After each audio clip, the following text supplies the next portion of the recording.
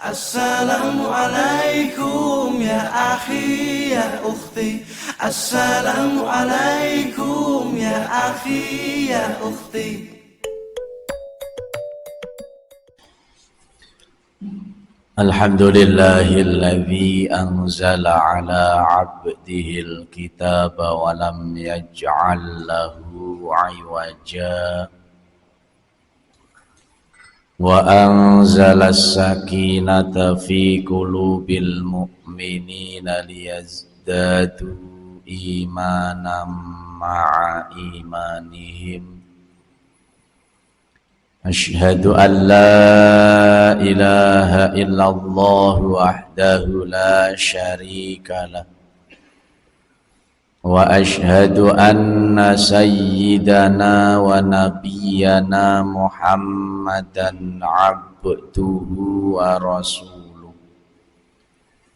Allahumma salli wa sallim wa barik ala sayyidina wa habibina wa syafi'ina wa maulana Muhammad sallallahu alaihi wasallam wa ala alihi wa ashabihi wa man tabi'a huda. Qala Allah ta'ala fi kitabihil karim wa huwa asdaqul qailin. A'udzu billahi minasy syaithanir rajim. Bismillahirrahmanirrahim. Qul ya ibadiyalladzina asrafu ala anfusihim la taqnatu mir rahmatillah innallaha yaghfirudz dzunuba jami'a innahu huwal ghafurur rahim. Wa qala an-nabiyyu sallallahu alaihi wasallam ma asarra man istaghfara wa in 'ada fil yaumi sab'ina marrah. Wa qala aidha man taba qabla al-ghargharati taballahu alaihi. Sadaqallahul azim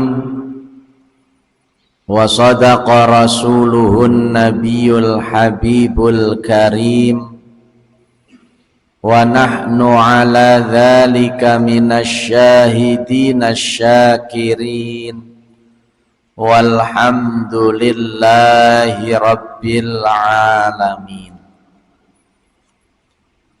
Jamaah salat subuh Masjid Jami'at Taqwa yang sama-sama dirahmati oleh Allah Subhanahu wa ta'ala. Sebelum kita melanjutkan kajian kitab Tanbihul Ghafilin, pada kesempatan pagi hari ini bertepatan dengan tanggal 28 Rabiul Tsani 1445 Hijriah. Marilah terlebih dahulu kita bersama-sama memanjatkan puja dan puji serta rasa syukur kita kehadirat Ilahi Rabbi Rabbil Alamin atas segala limpahan karunia, nikmat, taufik, hidayah serta ridhonya. Alhamdulillah, pagi hari ini kita dipertemukan kembali dalam suatu majlis, yaitu majlis ilmu, majlis zikir dan juga majlis silaturahmi, untuk sama-sama kita menggapai keberkahan dan keridhaan dari Allah Subhanahu wa ta'ala. Melalui majlis ilmu ini mudah-mudahan dosa-dosa dan kesalahan kita semua diampuni oleh Allah Subhanahu wa ta'ala, Dan mudah-mudahan hidup kita yang hanya satu kali di dunia ini senantiasa dibimbing oleh Allah Subhanahu wa ta'ala menuju ke jalan yang lebih lurus dan lebih benar, serta mudah-mudahan langkah kaki dan niat kita dari rumah masing-masing untuk sama-sama hadir di majelis ini kelak akan menjadi wasilah dan juga sebab dimudahkannya langkah kita semua masuk ke dalam surga. Amin ya rabbal alamin. Salawat teriring salam marilah sama-sama kita sampaikan kepada junjungan kita, yaitu baginda Rasulullah sallallahu alaihi wasallam, berikut para keluarga, para sahabat, para pengikut dan juga umatnya ila yaumil qiyamah. Jamaah Masjid Jami At-Taqwa yang dirahmati oleh Allah Subhanahu wa ta'ala, pagi hari ini kita lanjutkan kajian kitab Tanbihul Ghafilin dan kita masuk kepada bab tentang taubat. Imam Abu Lais As-Samarqindi beliau berkata bahwa Abu Ja'far telah bercerita bahwa Abul Qasim Ahmad bin Hanbal menceritakan juga di mana Abdullah bin Ubaid bin Umar beliau berkata bahwa Nabi Adam alaihi salam pernah berkata,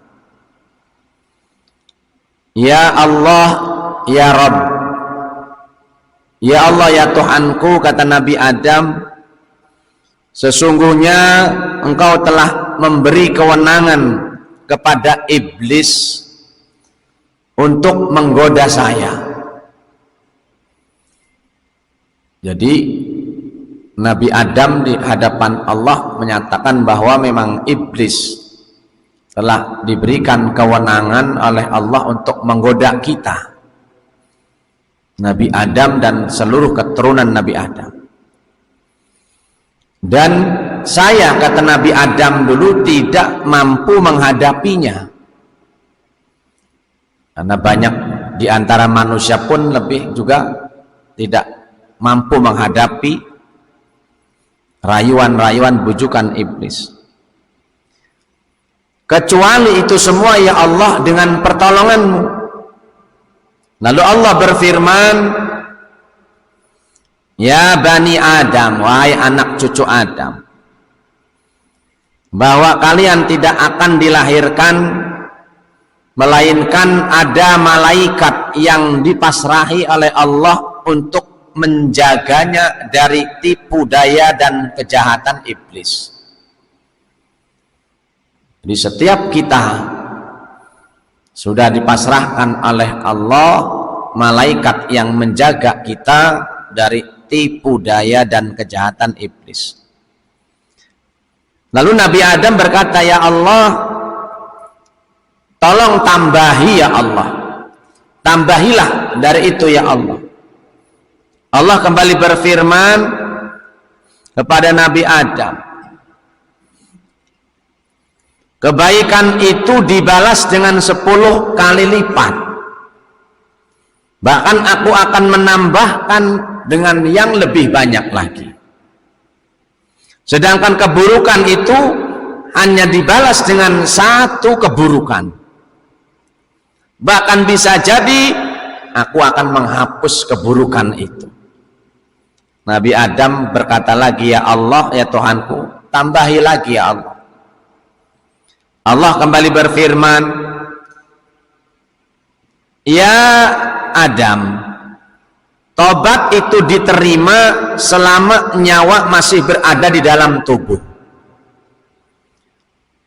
Nabi Adam juga berkata, "Tambahilah ya Allah."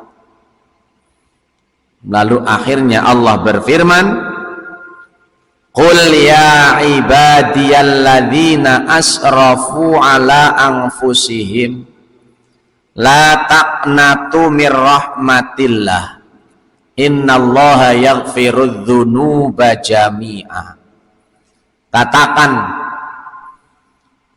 Katakan Muhammad kepada seluruh umat. Jadi Allah menyampaikan kepada kita semua, ya ibadi, wahai hamba-hambaku, alladzina asrafu ala anfusihim, khususnya mereka-mereka yang telah melampaui batas dalam berbuat dosa.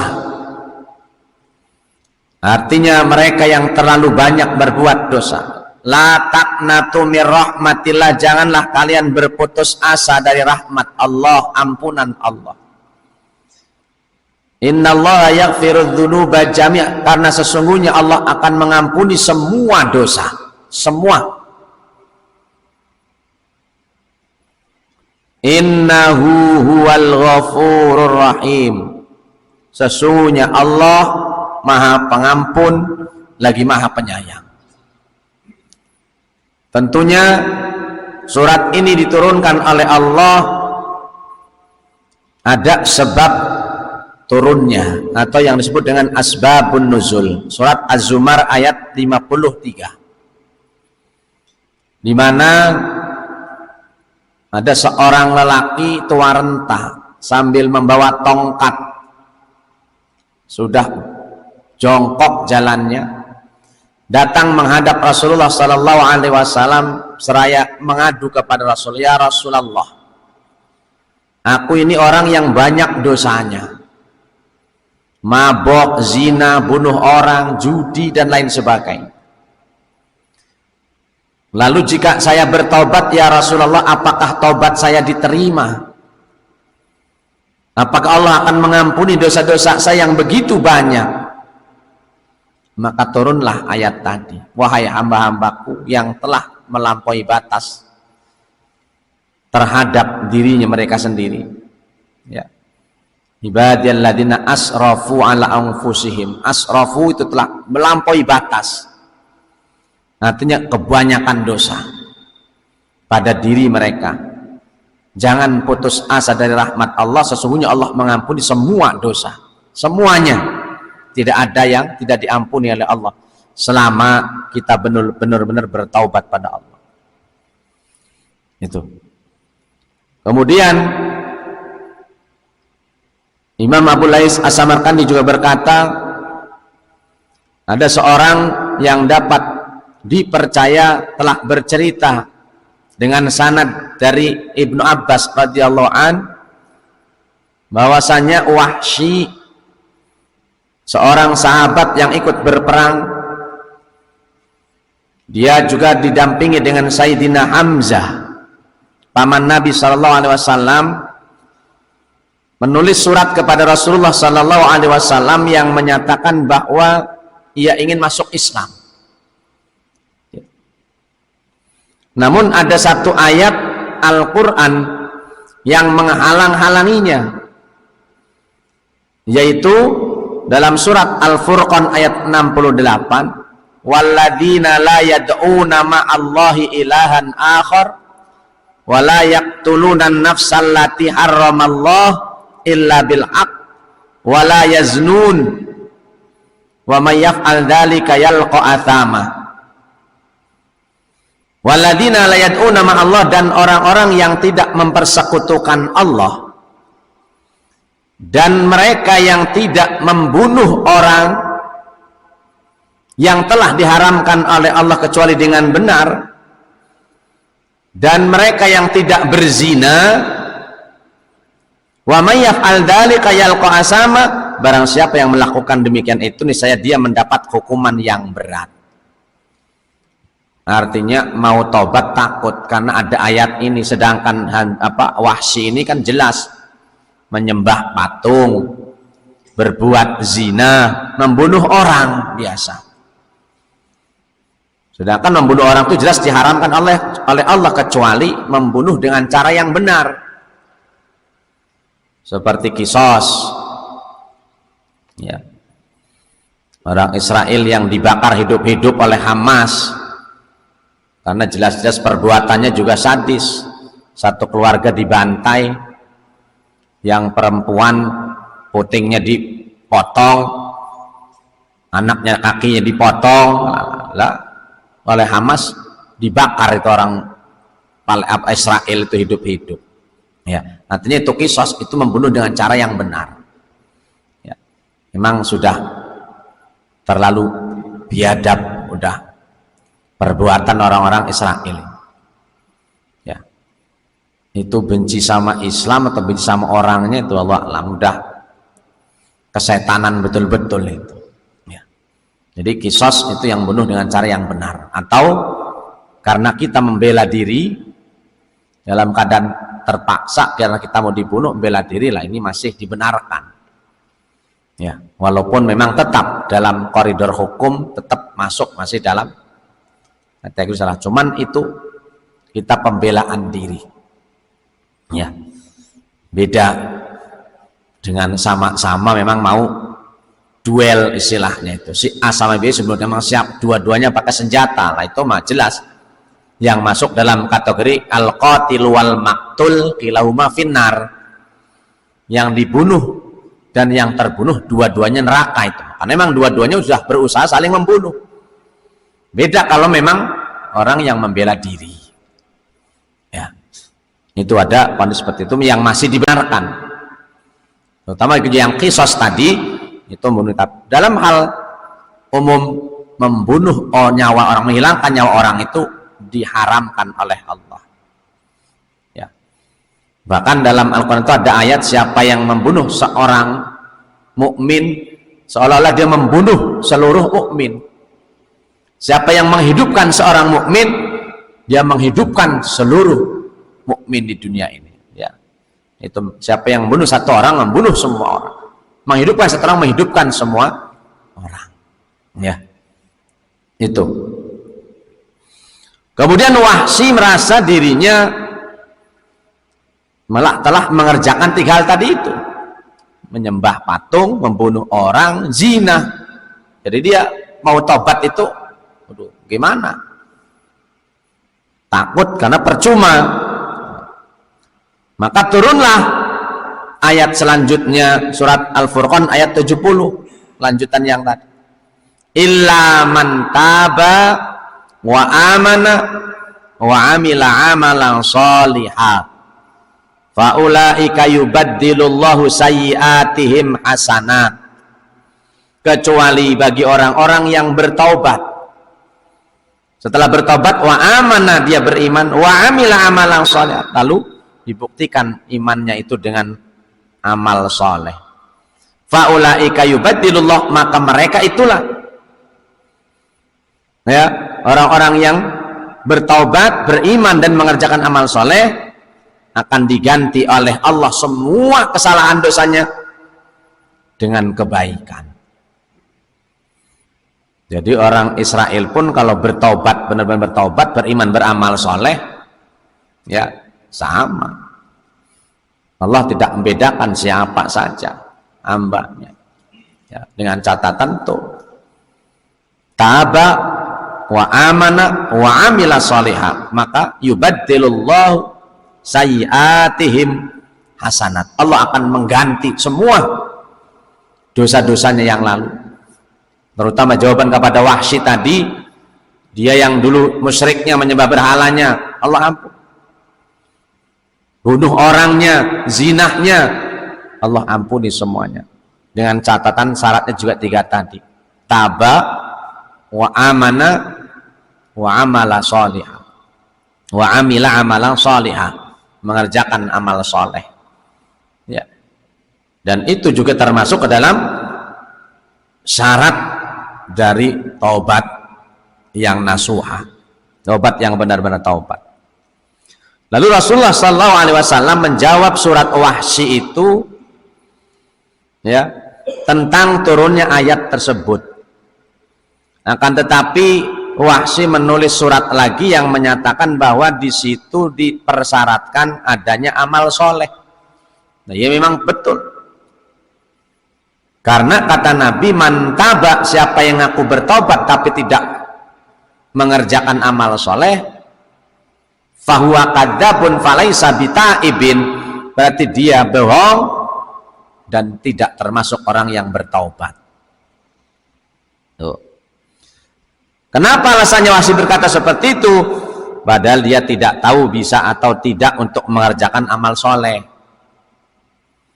Ya, aneh Wahsy ini, mau bertaubat, pengen dosa diampuni, tapi katanya dia ragu bisa mengerjakan amal soleh atau tidak.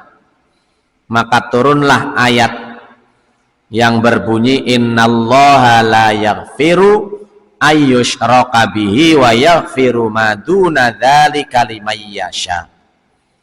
Sesungguhnya Allah tidak akan mengampuni dosa karena syirik, karena mempersekutukan Allah. Dan dia mengampuni dosa selain syirik. Itu bagi yang Allah kehendaki. Maksud ayat ini, Allah tidak mengampuni dosa syirik apabila seorang itu sudah meninggal dalam keadaan tidak bertaubat, masih dalam kemusyrikannya. Karena dalam surat Al-Baqarah sudah jelas, innalladzina kafaru min ahlil kitab wal musyrikin finnari jahannam khalidina fiha ulaika hum syarrul bariyah. Sesungguhnya orang-orang kafir dari ahlul kitab, sebetulnya ahlul kitab ini enggak semua kafir, makanya diutuskan oleh Allah orang-orang kafir dari ahlul kitab, wal musyrikin, dan orang-orang kafir yang musyrik, menyekutukan Allah, menyembah selain Allah. Ya, mereka akan ditempatkan di neraka jahanam selamanya. Tuh. Dan mereka itulah sejelek-jeleknya manusia, seburuk-buruknya manusia. Tuh. Dengan surat yang kedua dari Wahsy ini, Rasulullah Shallallahu Alaihi Wasallam pun kembali menjawab. Jawaban Rasulullah itu tentang adanya ayat tersebut. Tadi itu jawabannya Rasul. Kemudian Wahsy menulis surat lagi yang menyatakan bahwa pada ayat itu juga ada persyaratan. Ya, sedangkan dia tidak tahu apa kira-kira Allah itu menghendaki dirinya untuk diampuni atau tidak. Tuh, tadi itu ada persyaratan. Allah mengampuni dosa selain syirik bagi siapa yang dikehendaki. Tuh. Jadi Wahsy ragu-ragu lagi, kira-kira Allah mengapa? Allah menghendaki dirinya untuk diampuni atau tidak? Maka turunlah ayat yang berbunyi tadi, surat Az-Zumar ayat 53 tadi, untuk jawaban finalnya, qul ya ibadiyalladzina asrafu ala anfusihim, wahai hamba-hambaku yang melampaui batas dalam berbuat dosa, ya tadi itu mematukan Allah, zina, bunuh orang, ya, la taqnatu min rahmatillah, jangan putus asa. Jangan ada pernyataan putus asa seperti Wahsy tadi. Belum melakukan sudah putus asa. Innallaha yaghfiru dzunuba jami'a. Sesungguhnya Allah mengampuni dosa semuanya, semuanya. Termasuk juga yang syirik tadi. Ya, walaupun ada pernyataan Allah tadi, Allah tidak akan mengampuni dosa orang syirik. Tapi kalau dia betul-betul bertobat, tidak disertai putus asa, Allah ampuni semua. Innahu huwal ghafurur rahim. Sesungguhnya Allah Maha Pengampun lagi Maha Penyayang. Kemudian Rasulullah SAW menulis surat lagi kepada Wahsy, dan di situ Wahsy baru melihat tidak ada persyaratan apapun. Di ayat yang Az-Zumar 53 jelas tidak ada persyaratan apapun, innallaha yaghfiru dzunuba jami'a, Allah mengampuni semua dosa. Oh, maka ia pun segera datang ke Madinah dan masuk Islam di hadapan Rasulullah sallallahu alaihi wasallam. Ya. Itu Wahsy, sahabat. Nah. Kemudian Al-Khalil bin Ahmad memberitahukan kepada kami bahwa Ibnul Mu'ad memberitahukan kepada Husain Al-Marwazi bahwa Abdullah bin Sufyan bercerita kepada kami di mana beliau berkata, Muhammad bin Abdurrahman menulis surat kepadanya di mana bapaknya telah menceritakan, jalastu ila nafarin min ashabin Nabi sallallahu alaihi wasallam bil Madinah. Aku duduk bersama beberapa orang sahabat Nabi di kota Madinah. Faqala rajulun minhum, lalu seorang di antara mereka berkata, Sami'tu Rasulullah SAW yaqul, aku pernah mendengar Rasulullah SAW bersabda. Apa sabda Rasulullah itu? Man taba qabla mautihi binisfi yaumin taballahu alaihi. Siapa yang bertobat sebelum matinya setengah hari, jadi tobat setengah hari sebelum mati dia bertobat, taballahu alaihi, maka Allah akan menerima taubatnya.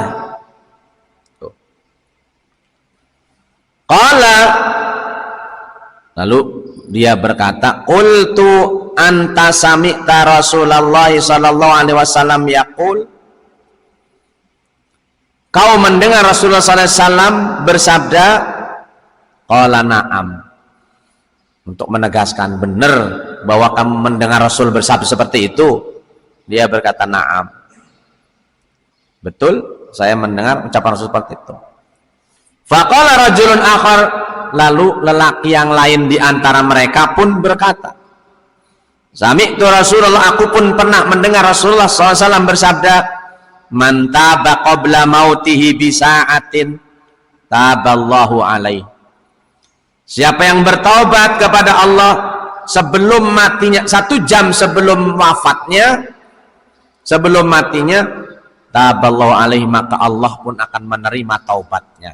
Jadi 1 jam sebelum meninggal taubat, maka Allah akan menerima taubat.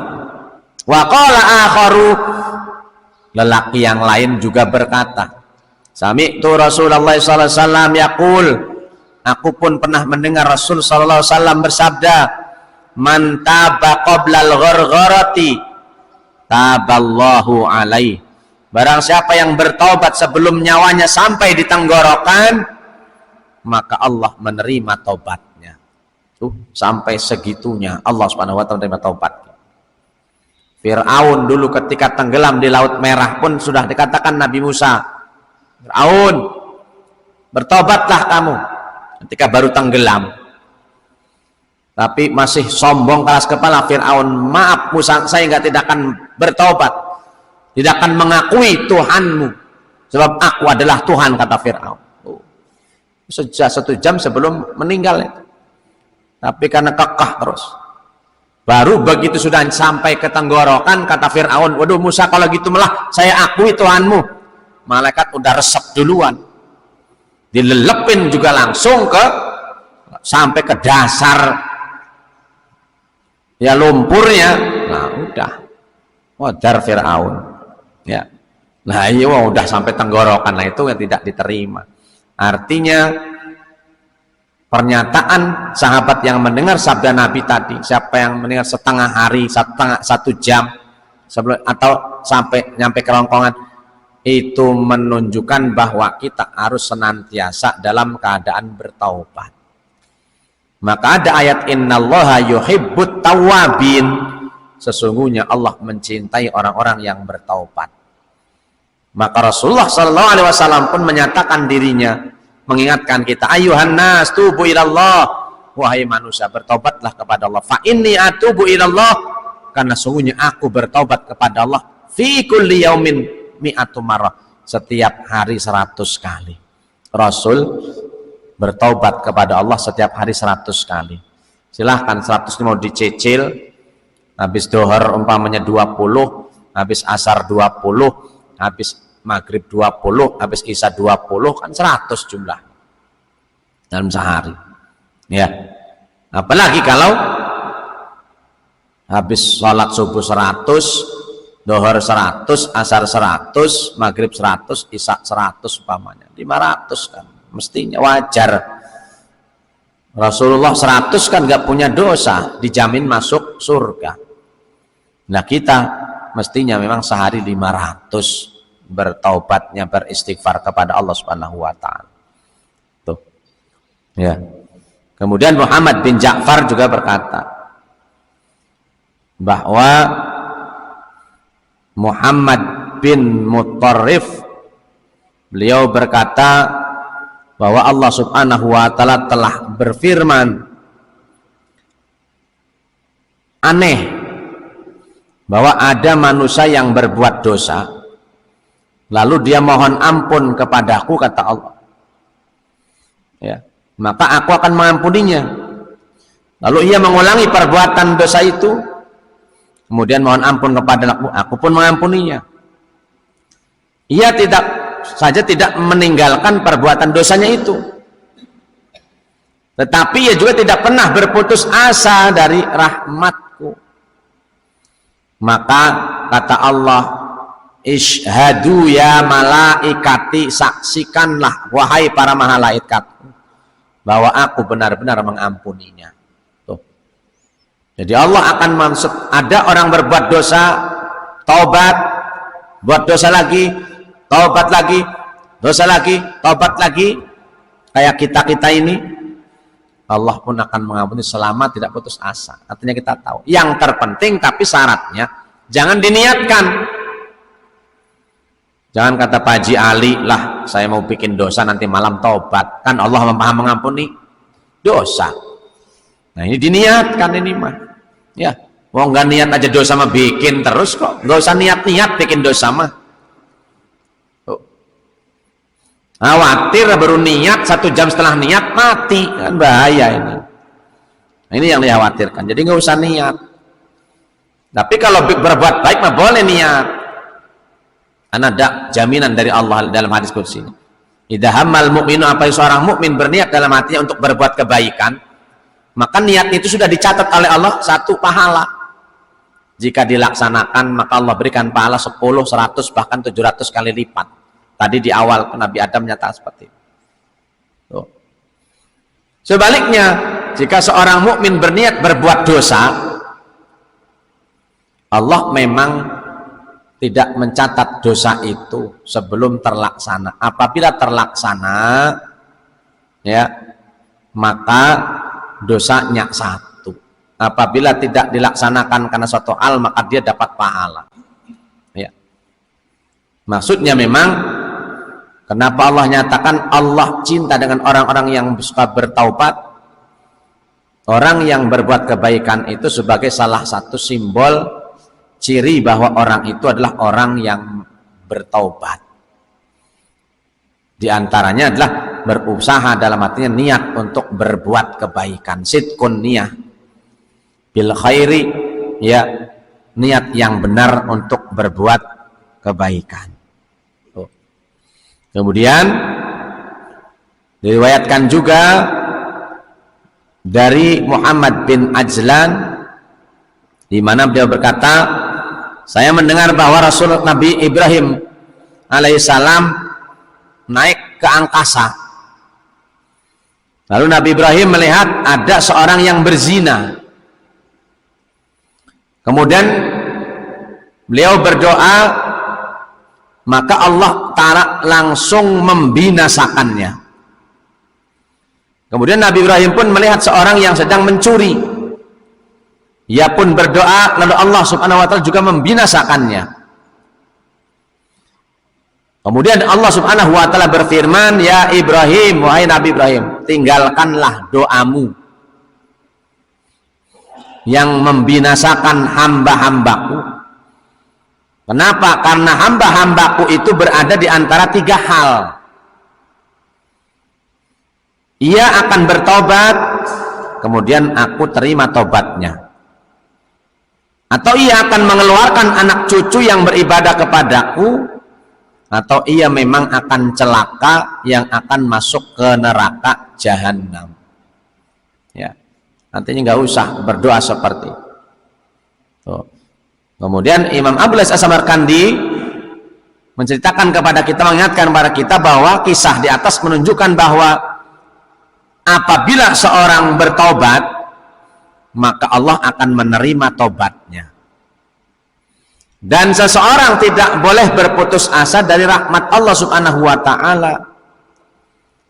Karena Allah berfirman, "Innahu la yai'asu mir rauhillah illal qaumul kafirun." Sesungguhnya yang berputus asa dari rahmat Allah itu hanyalah orang-orang kafir. Artinya orang mukmin seperti kita ini haram berputus asa. Ya. Jadi tidak boleh berputus asa, harus optimis, terutama dalam hal bertaubat dari dosa-dosa yang kita punya. Kemudian ditegaskan lagi dalam ayat yang lain, wa huwallazi yaqbalu taubata an ibadihi wa ya'fu 'anis sayyi'at. Dan dialah Allah zat yang menerima taubat dari hamba-hambanya dan memaafkan kesalahan-kesalahannya. Nah, ini Allah sifatnya. Menerima taubat hambanya, pasti diterima taubat. Enggak seperti manusia, kadang ada yang tidak mau memaafkan kesalahan saudaranya, temannya. Tapi Allah Subhanahu wa taala jelas. Allah menyatakan dirinya menerima taubat manusia dan memaafkan kesalahan-kesalahan manusia. Nah, ini yang sifat Allah yang luar biasa, yang kadang manusia malah justru ya di luar daripada Allah Subhanahu wa taala. Dan hadis yang terakhir ya, setelah menyatakan ayat tadi bahwa setiap orang yang punya akal sehat hendaknya selalu bertobat pada Allah setiap saat. Jadi setiap saat bagi yang punya akal, dan ia tidak dianggap terus-menerus melakukan perbuatan dosa meskipun ia mengulanginya 70 kali. Tuh. Jadi kalau kita setiap saat bertaubat, sekalipun dia mengulangi dosa 70 kali, dia dianggap selalu bertaubat. Sebagaimana hadis diriwayatkan dari Abu Bakar Siddiq radhiyallahu an, Rasul bersabda, "Man asarra man istaghfara," tidak dianggap terus-menerus melakukan dosa, wa in ada fil yaumi sab'ina marrah, seorang yang mohon ampun kepada Allah meskipun ia mengulangi 70 kali dalam satu hari. Sekalipun 70 hari dia mengulangi berbuat dosa, tidak dianggap dia terus-menerus berlakukan dosa jika dia selalu mohon ampun kepada Allah Subhanahu wa ta'ala. Maka betul kata Nabi, janganlah kau tidur, wasiat Nabi, sebelum kau ambil air wudhu, lalu sholat 2 rakaat, lalu duduk menghadap kiblat sambil beristighfar. Apa yang kita lakukan dari pagi sampai, dari bangun tidur sampai mau tidur lagi. Ya, jadi jelas pernyataan Nabi, tidak dianggap terus-menerus melakukan dosa orang yang mohon ampunan kepada Allah meskipun ia mengulanginya sebanyak 70 kali dalam sehari. Mudah-mudahan ayat-ayat dan hadis tadi semakin memantapkan hati kita, seraya kita mengakui bahwa kita banyak berbuat dosa di masa lalu kita, terutama yakin bahwa Allah mengampuni dosa kita, dan jangan pernah ada sifat putus asa, sikap putus asa dalam diri kita, karena yang putus asa itu hanyalah orang kafir. Ya, yang putus asa itu adalah orang Israel, orang Palestina, insya Allah selalu optimis, makanya tidak pernah takut, sekalipun nyawa taruhannya tidak pernah takut, karena mereka optimis dengan kebesaran kekuasaan Allah Subhanahu wa ta'ala. Demikianlah kajian kita tentang taubat, kajian dari kitab Tanbihul Ghafilin. Mudah-mudahan sekali lagi kita senantiasa dengan nasihat tadi bahwa setiap saat hendaknya kita selalu bertobat, setidaknya dengan beristighfar setelah melaksanakan sholat 5 waktu dan sholat-sholat sunnah yang lainnya. Itu saja yang harus saya sampaikan sambil nunggu waktu syuruk. Ada tambahan atau yang mau ditanyakan? Kami persilahkan, silahkan. Ini juga sama dengan kisah dalam hadis sahih itu ya, bahwa seorang pembunuh mau bertobat, dia ngaku sudah membunuh 99 orang. Dia mau bertobat, cari orang susah. Tanya kemana saya harus bertobat, kepada siapa saya harus minta petunjuk agar siap bisa bertobat. Susah. Akhirnya di tengah jalan dia bunuh satu orang lagi. Digenep 100 yang dibunuh. Tuh. Akhirnya pada seorang ulama, kamu harus pergi ke sana. Dia tempuh jalan yang begitu panjang untuk bertobat. Dalam artinya betul-betul itu upaya untuk bertobat. Di tengah jalan mati, meninggal dunia. Akhirnya kan malaikat rahmat pengen nengol dia ke surga, malaikat Malik, wih harus ke neraka ini mau dosanya banyak. Setelah diukur jaraknya, ternyata jarak yang ditempuh dia untuk bertobat lebih daripada ini, jaraknya itu lebih banyak upaya dia untuk bertobat, maka dia mendapat ampunkan itu baru berniat mau bertobat. Ya, artinya ayat yang menyatakan ilaman tabu amal saleh itu yang ditaubat, itu yang masih punya umur. Sementara ini memang dia memang sudah mau meninggal dunia. Sebelum nyampe tenggorokan dia dong bertobat, betul-betul bertobat. Ya, Allah mengampuni tadi. Ya, itu artinya dengan kesungguh-sungguhannya. Tentunya orang yang sudah mati itu mesti bersungguh-sungguh lah mau bertobat. Itu. Tapi ada pernyataan tadi yang Allah kehendaki juga tadi itu kan tadi yang Allah kehendaki juga. Kalau nggak dikehendaki Allah pun juga itu sama. Tapi pernyataan Nabi tadi Allah mengampuni dosa hambanya sebelum nyampe tenggorokan itu juga benar. Sama. Jadi kenapa kan dia belum berbuat saleh? Layong belum, bagaimana berbuat amal saleh wong udah mati dulu kan? Nah, begitu. Jelas begitu. Tapi upaya dia bertaubat itu kan di akhirnya. Ya. Yang justru yang tidak baik itu dia sudah bertaubat, dia sudah bertaubat, berbuat dosa lagi, meninggal berbuat dosa lah, ini yang tidak baik. Nah, ini yang jelek kan seperti ini. Karena ada riwayat juga sebaliknya, orang ahli ibadah, pas pada waktunya dia tergiur dengan wanita, kecantikan wanita, lalu dia kejar wanita itu, mati. Nah, kebalikannya kan. Karena ada riwayat seperti itu, bahkan pernah di sinetron kan kalau nggak salah itu, yang begitu itu, biar jelas kayaknya masyarakatnya itu. Ya, ada yang banyak berbuat dosa, begitu mau taubat, meninggal dia. Nah ini malah yang baik. Ada sebaliknya ahli ibadah, tergelincir dengan seorang wanita, kejar wanita itu, jatuh dari tangga, mati. Muadzin kalau nggak salah itu orang tukang adzan, orang itu rajin. Tukang adzan kan luar biasa, pasti namanya tukang adzan sholatnya awal waktu terus. Ya, nggak taunya suatu hari tergiur dengan kecantikan seorang wanita, lah dia tinggalkan itu, dia mengejar itu, jatuh dari tangga, mati. Ini ya, ini justru yang beda. Tapi kita jangan niat-niat lah kalau gitu, mas santai aja saya lah gitu. Nanti sampai mau tenggorokan tuh taubat lah, memang pasti tak jaminan seperti itu. Maka disuruhnya kata itu setiap saat harus selalu dalam keadaan bertaubat. Bagi orang yang berakal mestinya setiap saat harus selalu dalam keadaan bertaubat. Memang kitanya nanti inget tak ketika nyawa di tenggorokan bertaubat. Mau kadang-kadang kan ada ya orang yang sakratul maut ketika dituntun oleh saudaranya itu kan susah ngucapinnya itu, ya susah ngucapinnya tuh, mulutnya susah mengucapin, sekedar Allah aja juga susah, mangap doang kan ada. Nah, itu seperti itu ya. Jadi pernyataan tadi baik hadis maupun itu semuanya benar.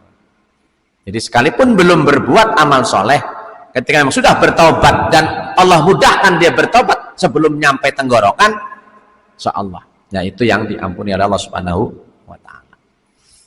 Terus kembalinya artinya lima yasha tadi, siapa yang dikehendaki oleh Allah itu juga masuk. Tuh. Tuh. Ada yang lain? Baik, jamaah Masjid Jamiah Taqwa yang Allah Subhanahu wa taala, demikianlah kajian kita pada kesempatan pagi hari ini. Mudah-mudahan sekali lagi apa yang kita kaji pagi ini memotivasi kita terus, terutama bagi akal sehat kita memang harus selalu kita bertobat, dan pikiran taubat itu jangan dipikirkan harus kita mandi taubat, ya harus sholat sunnah taubat, tidak. Mandi taubat, sholat sunnah taubat itu diusahakan bagi orang yang habis melaksanakan dosa besar, atau preman masuk Islam taubat, preman taubat baru mandi taubat. Saya niat mandi taubat sunnah karena Allah, mudah-mudahan dohirnya bersih, batinnya nanti baru ikat bersih. Lalu sunnah taubat, usolli sunnata taubati rakaataini lillahi ta'ala, lalu beristighfar mohon ampun pada Allah. Itu. Nah, kalau kita orang Islam nggak mesti, ya nggak harus taubat kita diawali dengan mandi taubat dan sholat sunnah, nggak usah. Sholat kita hajat, tahajud umpamanya, namun setelah itu kita banyak beristighfar pada Allah. Bahkan setelah sholat 5 waktu pun kita boleh beristighfar, ya banyak istighfar, ya. Apalagi juga istighfar ini senjata. Man lazimal istighfar, siapa yang membiasakan baca istighfar, Allah jadikan setiap kesulitannya solusi, susahnya jadi senang, sulitnya jadi mudah, tangisnya jadi gembira, dan Allah berikan rizki bagi orang yang rajin baca istighfar dari arah yang tidak disangka-sangka. Itu ya, istighfar itu, kalau istighfar itu senjata. Iblis setan terbirit-birit lari dari orang yang suka baca istighfar. Jadi senjata. Ya. Demikianlah kajian kita, mudah-mudahan Allah membimbing kita sehingga kita digolongkan karena orang-orang bertaubat dan orang-orang yang husnul khatimah. Amin. Kita tutup dengan hamdalah dan doa kafir. Alhamdulillahirabbil alamin. Subhanakallahumma bihamdik, asyhadu an la ilaha illa anta, astaghfiruka wa atubu ilaik, bi rahmatika arhamar rahimin. Hadani Allahu wa iyyakum ajma'in, wallahul muwaffiq ila aqwamit thariq. Assalamualaikum warahmatullahi wabarakatuh.